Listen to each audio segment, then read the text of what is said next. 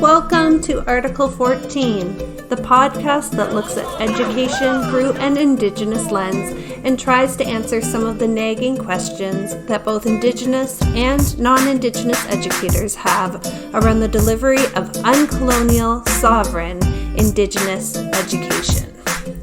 Meet your hosts of Article 14. You know, colonialism just didn't happen one day. Make it where you are a active, proactive player in reconciliation. There are very few people out there who really even think about reconciliation. If that isn't there, then I think that it can't be achieved without just sort of performativism. Because that's ridiculous. And I don't want to grow up myself in a place where if I do choose to have kids, where I have to be telling them that they need to speak out to their teachers, because I don't want their teachers to put them in that spot to begin with.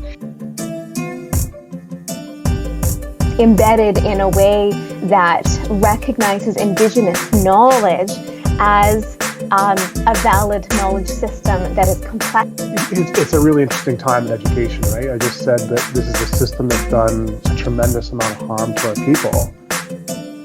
And now what we're doing is we're saying to Indigenous people, come back. Because again, it can't be a one-day thing, you know, with the whole school, and that our contributions and our gifts, have to be embedded throughout the curriculum in K-12 and weave through strategically, though, in all subject areas.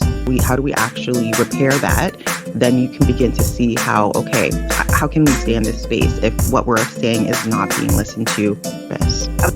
That when we are trying to disrupt something that's harmful to our communities, that we can do so with support and teaching about the history of oppression and of violence done to Indigenous people.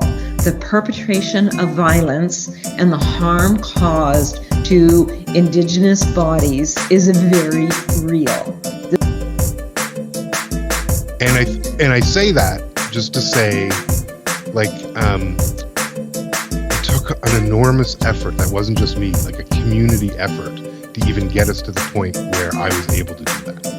Like, that took generational work to allow me to do that. And I view all the work that I do in the same way, right? Like, I'm the first Indigenous person to be chair of a federal Crown corporation.